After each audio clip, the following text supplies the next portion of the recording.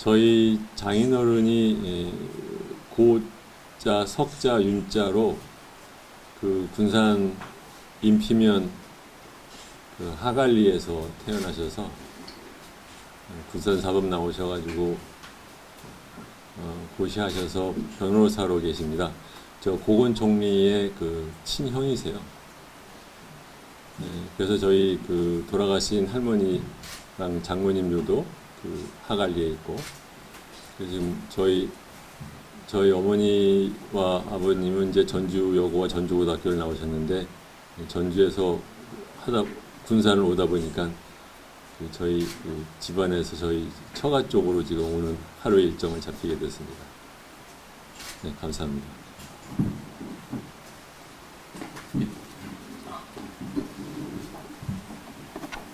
네, 저는 이곳에 오니 감회가 좀 남다릅니다.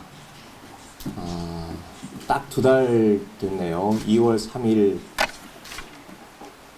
군산에서의 총선 출마의 뜻을 적은 날이 2월 3일이었습니다.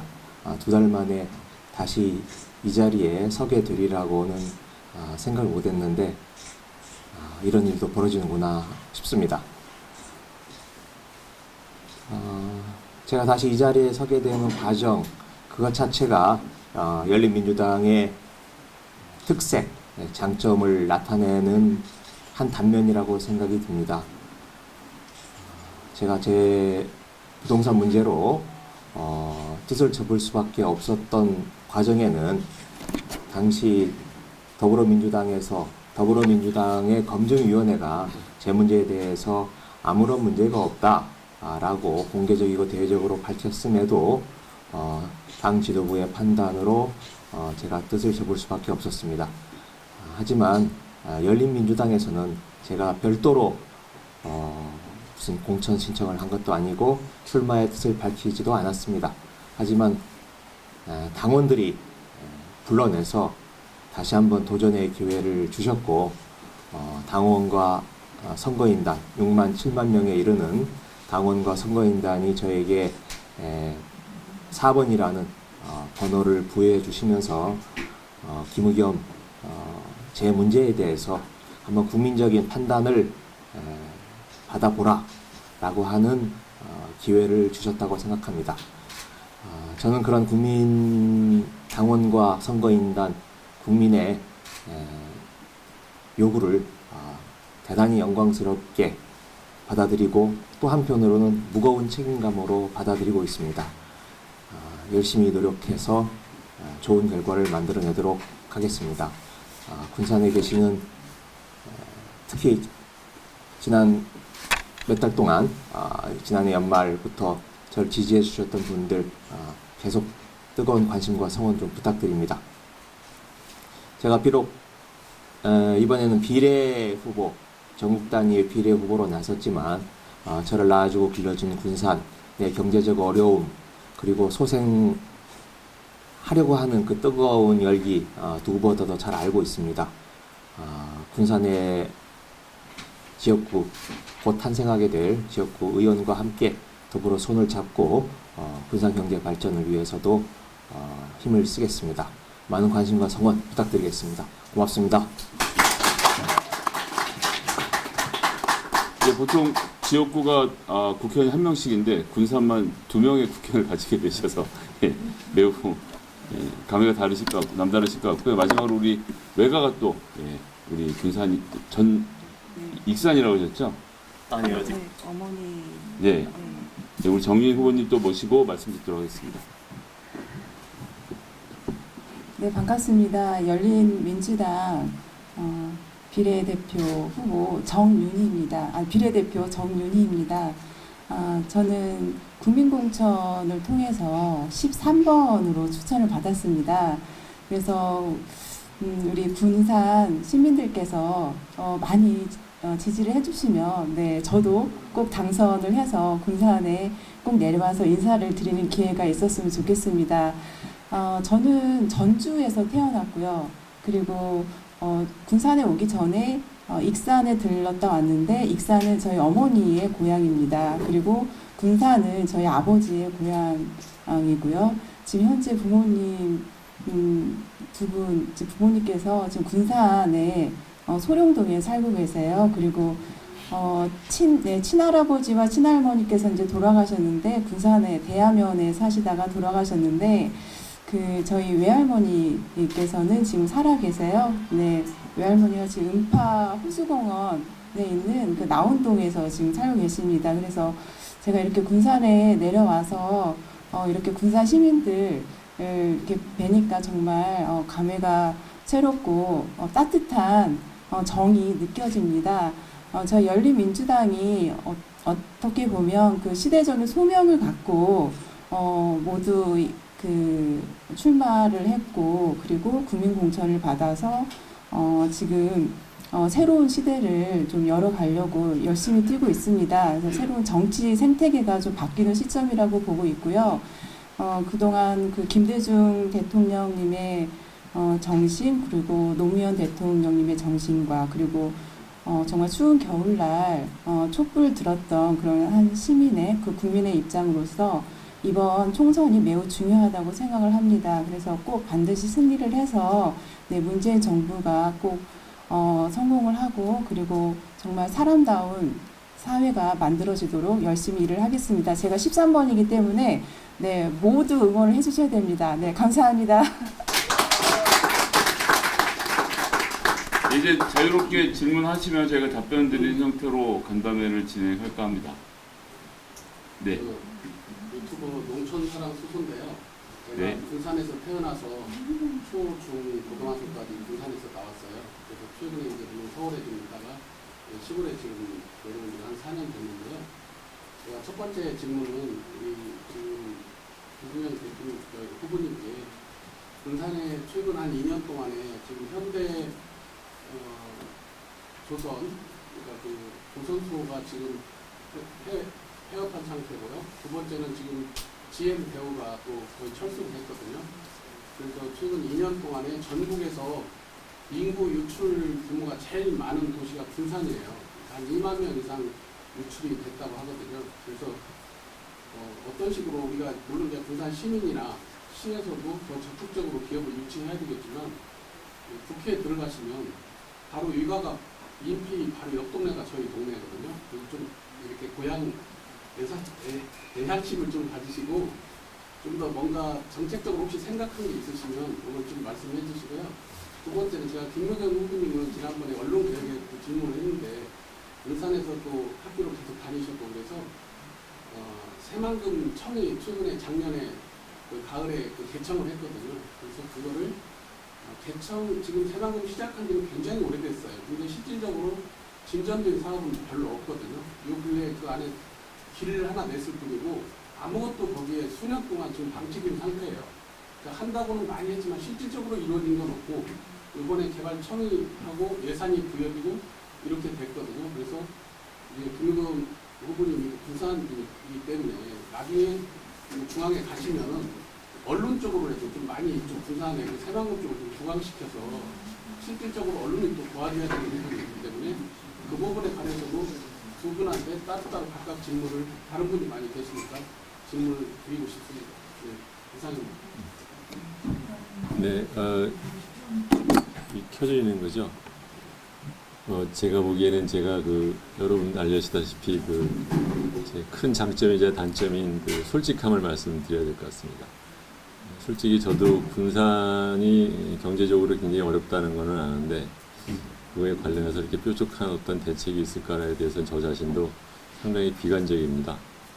왜냐하면은 군산이 그나마 이 정도 된 것은 대기업의 유치가 이제 가능했기 때문에 그랬는데 그 산업들이 지금 전체적인 세계 경제 재편 과정에서 약간은 경쟁력이 국내에서 떨어져가는 산업들이 들어와 있기 때문에 이제 이러한 현상이 생긴 것인데 그 대신에 저는 어떻게 생각하냐면 이거 도움이 되지는 않을 거라는 생각을 하면서도 말씀을 드리는데 그러한 과정에서 군산에 모였던 여러 가지 그 인력들이 갖고 있는 노하우들이 쌓여서 나름 자기들끼리 새로운 또 산업이나 기업을 갖다 만들어내는 그 기회가 앞으로 있을 거라고는 생각을 합니다. 그렇지만 그것은 결국은 정부뿐만이 아니라 군산에 계신 여러분들께서 각자 자발적인 노력으로 길을 찾는 수밖에 없지 않나 그렇게 생각합니다.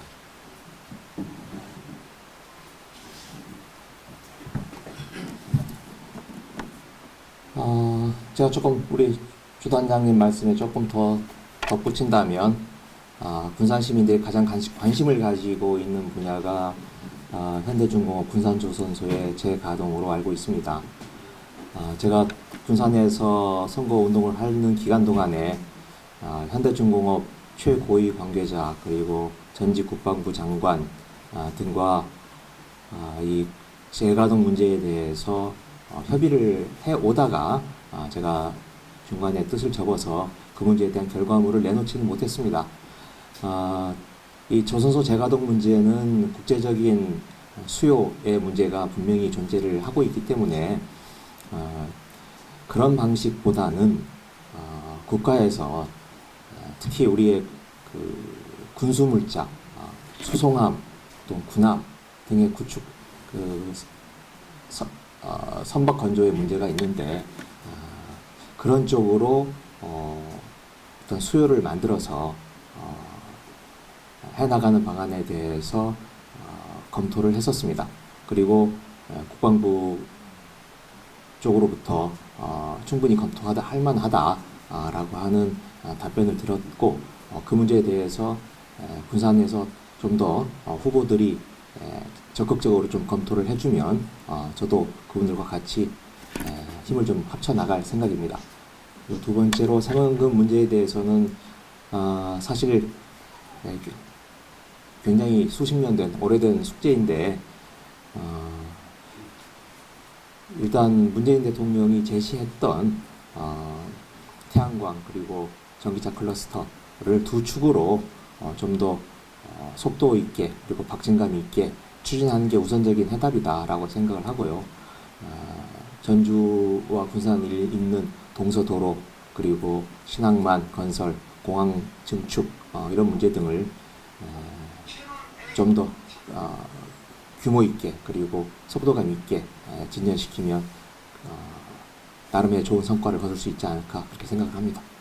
네, 고맙습니다. 김문경 후보님께 여쭤보겠는데요. 사실 이제 새만금 해수유통 문제라는 후보들에게 이슈가 되고 있는데 그 부분에 대해서는 어떤 생각을 네, 뭐 대단히 예민한 문제인데요. 제가 알기로 그 망경강과 동진강 수질 개선을 위해서 한 4조 원 가량이 들어간 것으로 알고 있습니다. 그러나 여전히 좀 개선되는 듯 하다가 다시 5급수, 6급수로 지금 전락하고 만 게 현실인데 기존에 해오던 사업을 진척시켜 나가면서도 해수 유통 문제는 좀 전향적으로 검토를 하고 추진을 해야 된다고 생각을 합니다. 군산하면 어획고가 풍부한 그 항구 도시였는데 완전히 불 꺼진 항구가 되고 말았습니다. 갯벌이라든지 또 연근해의 어업, 뭐 몇 조 단위의 그런 가치가 있는 사업인데 그 분야에 대해서 해수 유통을 통해서 다시 회생할 그런 기회를 찾아야 된다고 생각합니다. 네, 다음 질문 있으시면 받도록 하겠습니다. 김성애 의원님께 네, 전동장씨 회장님께서인데 네. 열린민주당의만큼 정체성과 추구하는 정책 노선이나 문제에 대해서 설명해 주시죠.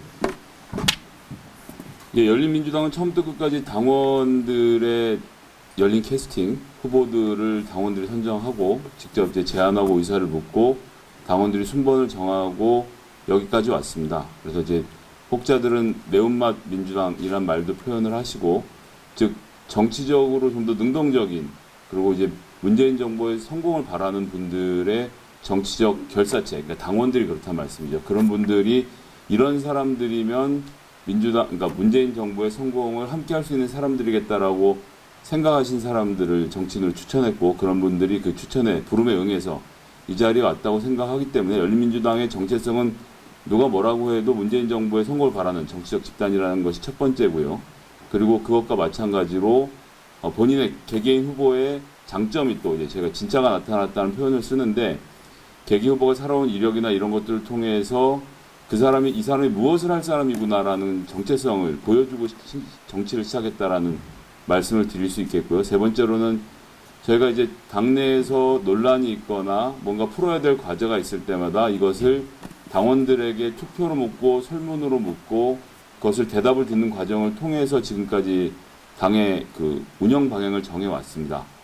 그렇기 때문에 철저하게 당원 민주주의에 의해서 운영되는 전 조직이라고 생각을 하고요. 제가 요 전 단위에 간담회에서 말씀드렸지만 그럼 더불어민주당은 어떻게 할 것이고 선거 이후에는 어떻게 할 것이냐라는 질문들을 제가 계속 받게 되는데 드릴 수 있는 말씀은 문재인 정부의 개혁 성공, 개혁 완수를 위해서 우리가 어떻게 해야 될지에 대해서는 총선이 끝나고 나서 당선자들과 또 당 지도부와 특히 당원들, 전 당원의 의사를 여쭙고 문재인 정부의 성공을 위해서 저희가 갈 수 있는 길을 그때 협의해서 가면 된다라는 생각 정도를 하고 있습니다. 그러니까 이게 어떻게 보면 너희가 정치 집단으로서 그렇게 뭐 결정을 다 밀어넣는 것 아니냐라고 하지만 말 그대로 민주주의에 의거해서 당원들과 함께 만들어가는 정치 집단이라는 것을 저희 열린민주당의 정체성으로 말씀드리겠습니다.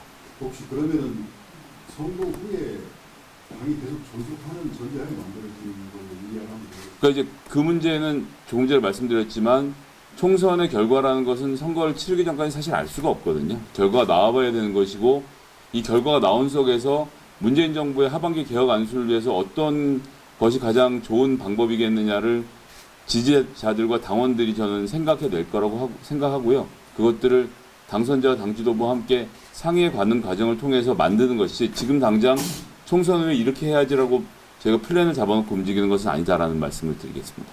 왜 이런 질문을 드렸냐면 문재인 정부의 성공을 위해서 당의 정치가 행보를 가졌다고 네. 일당 민주당이 더불어민주당이 일당을 하는데 열린민주당이 혹시나 권리권을 겠지 않으면 우리의 목소리 네. 그 부분에 대해서 왜냐하면 최근 여론조사 기관에 나온 결과를 보면 기존 진보 진영에 대한 지지가 나눠진 거지 예언 확장이랄지 중도 보수를 뚫었다는 그런 데이터는 안 나오고 있기 때문에 그만 지금 예, 그것은 꼭 그렇진 않은 것이 지금 이제 눈에 보이진 않지만 무당층, 즉 결정 못한 층으로 빠져나가 있는 표가 진보 보수 할 것 없이 다 많이 존재하고 이전의 여론조사에 비해서 그것은 뭐냐면 막판으로 가서 어디로 갈지 정해야 된다고 생각하고 있는 사람들이 다수 있고 그것이 특히 중도층에 몰려있다는 점은 아직 변함이 없다라고 생각하고요. 그것은 선거 기간 동안 열린민주당이 보여준 정책과 방향에 따라서 유권자들의 선택을 받을 것이라는 것이 한 점이고 일당 문제는 뭐 계속 설명드렸지만 뭐 대단히 외람된 말씀입니다만 지금 현재의 그 지역 판세나 여론의 흐름을 봤을 때 더불어민주당이 지역구에서 특히 호남 지역에서 지난번처럼 대패하지 않는다는 전제를 놓으면 일당 문제는 더불어민주당이 끌고 갈 문제고 더불어민주당이 지금 현 상태로는 유권자들의 선택을 받게 되지 않을까라는 뭐 그런 짐작을 해볼 수 있기 때문에 일당 문제와 그 비례정당 문제는 별개로 볼 수 있는 게 아닌가 싶습니다. 그 정도 말씀드리겠습니다. 네, 이제 하나만 제가 부연 설명을 드리면 이게 잘 많은 분들이 더불어 시민당과 저희들 관계에 대한 얘기를 하시느라고 저희들이 원래 출범하게 된 취지는 좀 몰각되는 그런 경향이 있는데 저희들은 근본적으로 미래 한국당의 의석수를 줄이기 위해서 모인 사람들입니다. 앞으로 저희들이 노력하는 그 포커스 역시 저희들의 포커스는 미래 한국당의 의석수를 줄이기인데 저희들은 모든 노력과 관심이 가 있고 뒤에서 어떻게 민주당 또는 정의당 이런 사이에서 어떻게 되느냐는 사실은 저희들한테는 그렇게까지 주요 관심사가 아닙니다. 현재로서는. 그게 조금 외부와 저희들 사이의 그 시각에서의 아직은 조금 차이가 있는 것 같습니다. 말씀을 충분히 이해가 가는데요. 네. 이미 이게 탄생했거든요. 네. 탄생했고 어떤 세력들만의 정치판에 영향을 줄 수밖에 없는 상황이고 네. 또한 지금 취지는 통합당의 네. 것으로 들리는 것 하지만 역할이나 타당이 거기에서 멈추지 않기 때문에 그렇죠. 그래서 이제 그런 우려나 특히나 여기는 호남은 뭐 민주당 텃밭입니다. 네. 진보지 질색이 많은 것 같아서 여러 가지 우려의 목소리가 있습니다. 저희들도 사실 더불어민주당이 처음부터 빨리 비례정당에 대한 입장을 정하고 확실하게 빨리 행동을 했다면 아마 저희 당은 태어나지 않았을 겁니다. 저희들은 더불어민주당이 어떻게 할지를 몰라서 우두망찰하고 있는 동안에 그것을 보고만 있으면 안 되기 때문에 누군가는 나서야 된다는 뜻에서 나선 것이고, 그 이후에 진행에 대해서는 사실 저희들도 어떻게 보면 이제 저희들이 컨트롤할 수 없는 그 상황이 이제 되어버린 것이죠. 그렇지만 다시 거듭 말씀드리지만 저희는 저희들이 할 일만 열심히 하도록 하고, 사실 이만한 국민들의 그 지지와 성원을 받을지에 대해서도 저희들도 몰랐는데 그 지지와 성원의 의미가 무엇인지를 잘 새겨서 그에 걸맞는 행동을 하도록 하는데 노력하겠습니다. 주재 후보님께 하나 더